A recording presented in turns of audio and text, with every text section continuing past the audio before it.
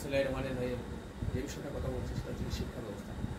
আমাদের একটা বিষয় বলতে হচ্ছে যে আমি 2008 সালে সিএস সরকারি কলেজে রাষ্ট্রবিজ্ঞানের টিচার পরবর্তী সময় যে সিএস সরকারি কলেজের প্রিন্সিপাল হয়েছেন তাকে আতারুমান স্যারকে একবার কথা শুনে বলছেন, স্যার স্বাধীনতার এত বছর পরেও কিন্তু আমরা একটা যুগোপযোগী শিক্ষানীতি প্রণয়ন করতে পারি, এটা হচ্ছে আমাদের ব্যর্থতা।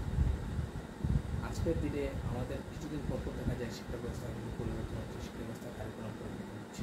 এটা কিন্তু আমাদের জন্য অত্যন্ত কষ্টদায়ক। দেখেন আমাদের অসংখ্য শিক্ষাবিদ রয়েছেন, অসংখ্য পাণ্ডিত্য রয়েছে।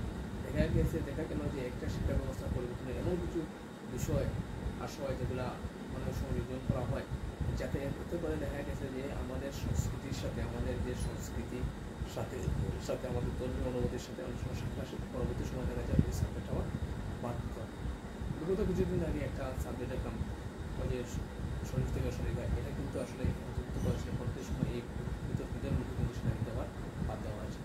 প্রশ্ন হচ্ছে যারা শিক্ষানীতি প্রণয়ন করে থাকেন, যারা পাঠ্য বই কোন সাবজেক্ট অন্তর্ভুক্ত হবে সেটা লিপিবদ্ধ করে থাকেন, ওনাদের উচিত ভেবে দেখা উচিত যে আমাদের বাংলাদেশের সংস্কৃতির সাথে যে কোনো কিছু যদি সাংঘর্ষিক হয় কিংবা ধর্মীয় অনুভূতিতে কোনো কিছু আঘাত আনে, সেই সমস্ত বিষয়গুলো আসলে অন্তর্ভুক্ত না করতে থেকে ওনারা বিরত থাকবে।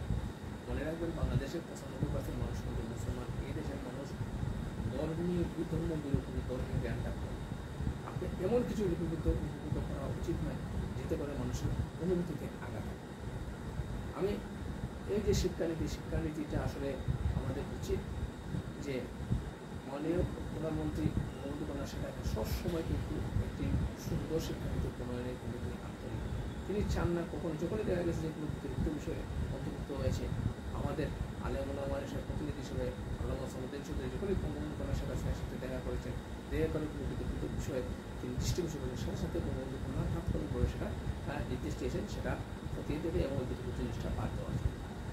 বঙ্গবন্ধু কন্যা শেখ হাসিনা যাদের উপর আস্থা রাখেন, বিশ্বাস রাখেন, যে সমস্ত শিক্ষানীতি যারা প্রণয়ন করে ওনাদের উচিত যে ওনারা সুন্দর সঠিক শিক্ষানীতি জাতিকে উপহার দিলেন এবং একটা শিক্ষানীতি প্রণয়ন করব 2 বছর 3 বছর পর যাতে এটা আবার পরিবর্তন করে আরেকটি শিক্ষানীতি প্রণয়ন করা না হয়।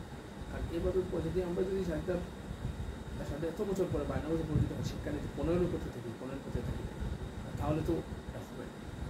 আমরা শুনলাম শিক্ষকদের যে শিক্ষানীতি প্রণয়ন করা হয়, যখন ট্রেনিং দেওয়া হয়, যে কম্পিউটার ট্রেনিং দেওয়া হয় সেখানে কম্পিউটারে নেই।